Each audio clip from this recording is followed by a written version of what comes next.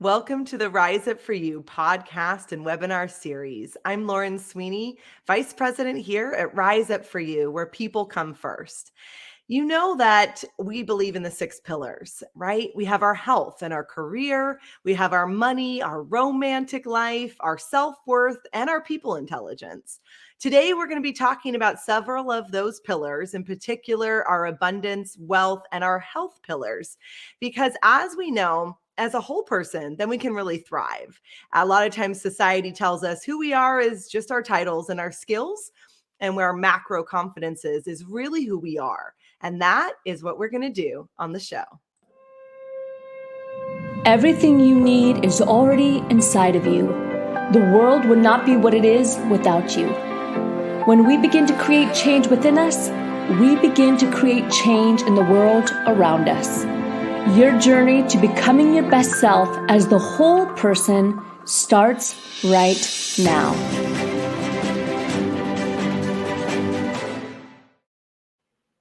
Well, let's dive in and let's bring Andrea, our guest on the show today. She's the host of her own podcast, the 15-Minute Matrix podcast, and she's the founder of the Functional Nutrition Alliance. Oh, I love that space.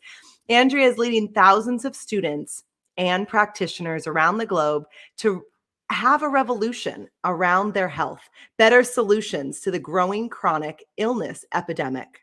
By highlighting the importance of systems biology, root cause methodology, and therapeutic partnerships, she helps historically underdeserved individuals reclaim ownership of their health. And today, we're so honored to have her on our Rise Up For You podcast. Andrea, welcome to the show. Thank you, Lauren. I love hearing about those pillars. It's very functional, so we'll dive into that today. I love that. So tell me how you got in the functional medicine space. It's a space that I love. It takes a holistic look at our bodies, as we love to take a holistic look, even as we help people with their leadership and their career journeys. Yeah. So for me, it all started with a family health crisis, which I think is true for many of us in alternative or adjunct health spaces. And that was when my husband, Isamu, was diagnosed with a very aggressive brain tumor when I was just 7 weeks pregnant. So this is over 20 years ago. It was April of 2000. And he was given about 6 months to live. So if we do the math, 6 months for him to live, I'm 7 weeks pregnant. He was not expected to see our baby, our son, born. And that really lit a fire under me to pursue all the other things we could do in addition to the medical care he was receiving, which was incredible. We were in San Francisco, had access to UCSF, which is one of the best brain tumor centers in the country. And it's just never enough. And so I started doing the research of the other things we could do to support not just his health and longevity, but also combating the negative effects of the treatments he was receiving and helping him to heal and thrive during the time that he was alive, which ended up being about 2.5 years. So that was the fire that started the passion to make a career change later on, several years after he passed. Wow, amazing. I could feel it, remembering myself being pregnant and just going after something and a cause, and he got to meet your son. Yes, 19 months together, and that son is about to be 22. Amazing. Amazing. So what are some things that you see today? I think we already know that there are a lot of different health problems and they keep increasing, way more allergies than we ever had before, gluten insensitivity. People will say, well, 35 years ago, it didn't matter as much, but the soil is different. So we know that there's things happening and we feel it in our bodies or those we love. What are some first steps? If somebody's listening and they're saying, well, I would love some support, but where do I even begin? Yeah, it's a big question, and I think the biggest place we go to is to turn internal. I think that there are a lot of environmental factors that are impacting our health and our health outcomes. There's a rise in chronic health concerns, whether it's autoimmunity or diabetes or cancer, but also allergies, eczema. These things are becoming more chronic mental health concerns. And I think that we're living in a climate where we give a lot of the power away. So, first of all, we expect too much of our medical practitioners. They are not trained in diet and lifestyle modifications. So, they may actually tell you it doesn't matter because they don't know how to address it. And we're expecting them to have all the answers and looking to them or social media influencers for what we do next, as opposed to tuning into our very own bodies. So for me, there's a first step, which is about the self-assessment. It's about quieting things down, tuning in, seeing what's true for ourselves and what helps us to feel better, what makes us feel worse. In functional medicine, we call those the mediators. If we understand our own mediators, then we're actually in more power and we're more empowered to make changes that are in tune with what's true for our bodies, as opposed to some information outside of us. So first step is tuning in. We might do that through tracking or just quieting, paying attention, and being honest with ourselves. I love that.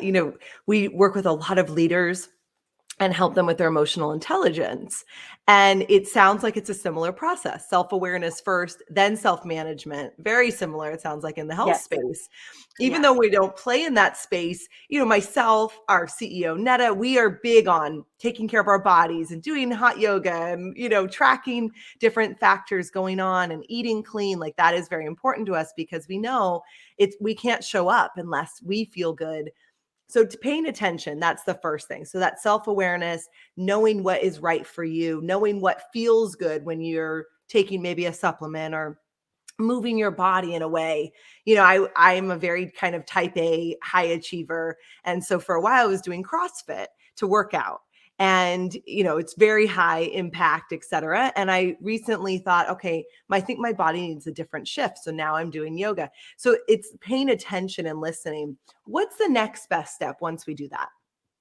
It really, my favorite answer to all my students, and I train thousands of students, is it depends. And so we have to get out of these cookie cutter notions of what health means and even ditch some notion of clean eating or healthy eating, because it may be different for each of us. And I think when you're looking at the realm of those who are sick and not getting better, whether that sickness is, again, like depression or anxiety or some digestive issue or eczema, whatever it is, we really have to get out of the protocol thinking. There are certain principles that are baseline for all of us, and I call them the non-negotiables. And the non-negotiable trifecta is sleep, poop, and blood sugar balance. So for anybody who is not feeling their best, those are the places to tune in and actually think about what are your patterns around sleep? What's happening with your sleep? It's not always about shopping at Whole Foods or eating the perfect diet. And this is where I think we get stuck and then resistant, especially women who have histories of dieting or issues with food or with their bodies. And then we run in the other direction. And the truth is, this is all meant to cradle and support us. And if we have negative thoughts around food or our body, that might be where we need to start. We may need to look at things that are not related to, like, oh, everybody eat goji berries or kale. Who cares? Like, let's look at the broader terrain in which health exists. And for me, again, non-negotiables comes back to those mediators. You know yours, Lauren. I know mine. The more I tune in, I will identify those. But if I need a starting place, I can think through sleep, poop, blood sugar balance. Sleep, just kind of check in. What's going on for you? I love that. We recently got a bed that tracks my sleep. It's very AI. But it's pretty cool. Like, just paying attention Totally. to how am I sleeping? And of course, there's so many wearables. And anyway, neither of us got my Aura ring. Yeah, there you go. See? So all of these different things, if you like that type of thing, like I do, I think it helps. It helps me pay attention to how Yes. much deep sleep did I get? What is affecting it? If I go to bed earlier, just little things that I can do. Let's Yes. talk a little bit, if people aren't as familiar with blood sugar balancing. And this is, I know, something that's very important for all human beings, right? Not just if you're diabetic. Can you talk a little bit more about that?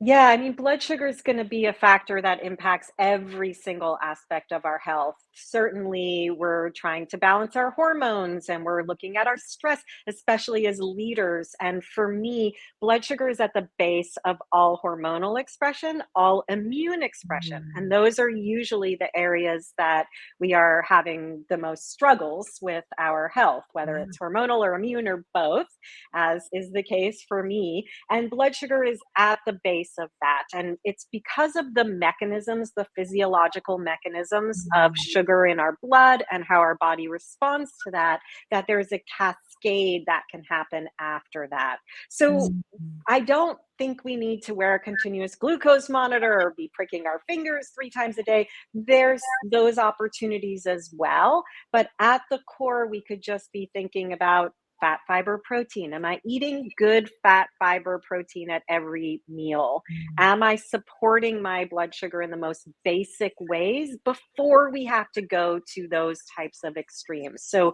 my parameters that I like to give people are fat, fiber, protein at every meal and eat the rainbow in a day. Start to just see, like, what colors have I eaten today from the natural rainbow that is available to me? Mm. By doing that, we start to shift our blood sugar response because we're bringing in the foods that we need to balance blood sugar before we're going out looking for what the problem is.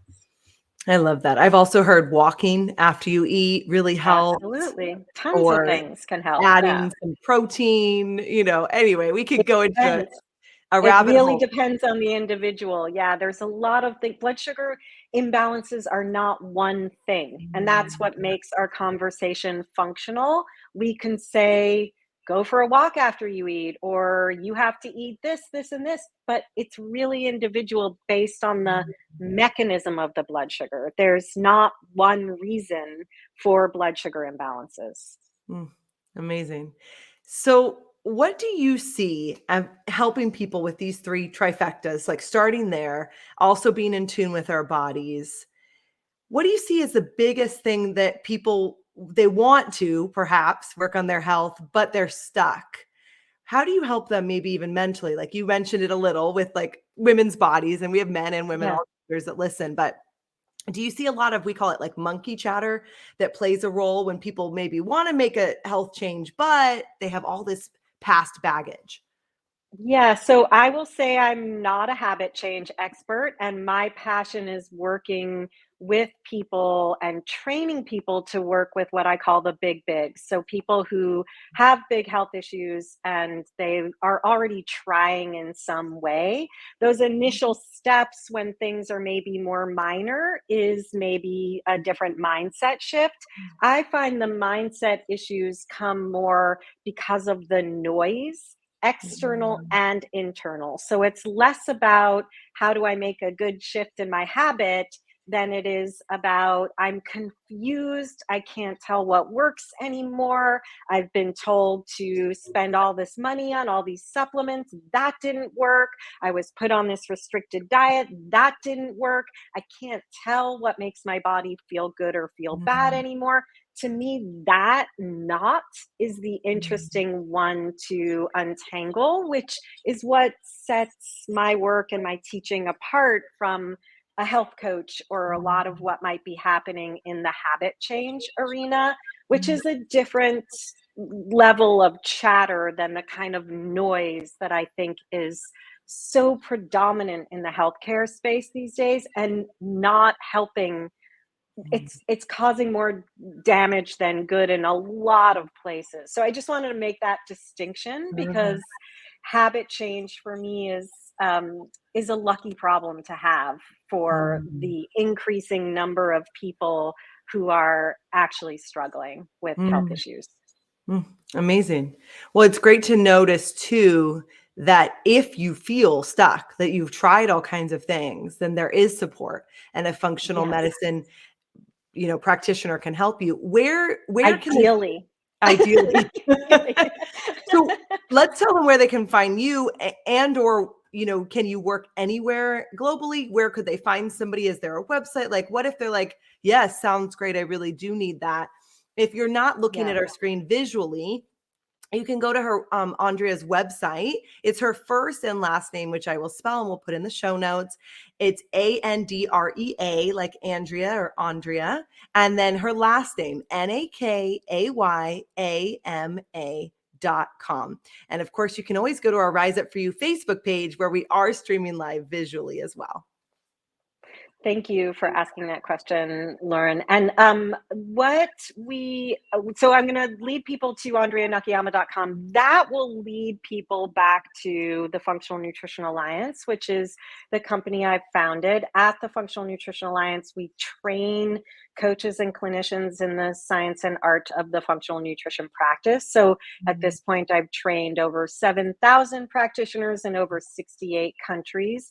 We also have a clinic at the Functional Nutrition Alliance, so we do see people individually. I myself do not see people individually, but we have my team and my graduates. And at AndreaNakayama.com, you can find access to everything I am doing, like writing a book and talking about this more for the patient population, but not from, me seeing people one-on-one. But those opportunities exist.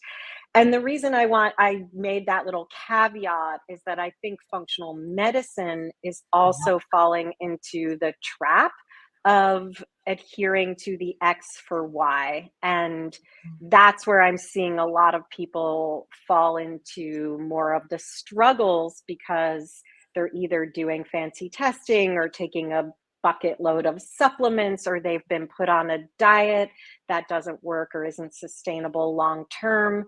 And in functional nutrition, we're looking at that all more deeply. You don't want to adhere to a ketogenic diet if you have a history of disordered eating or you don't have a gallbladder. We have to look at the whole person, which is why I keep saying it depends. Blood sugar isn't one thing. And I just want to be really clear about the fact that more and more people are trying all the things, even the functional things, and not getting better. And that's what motivates me to say there's a different way. Oh, I love that. What would you say, you created this practice, and what were you doing before? So before you had your son and your husband was sick, what did you do before that?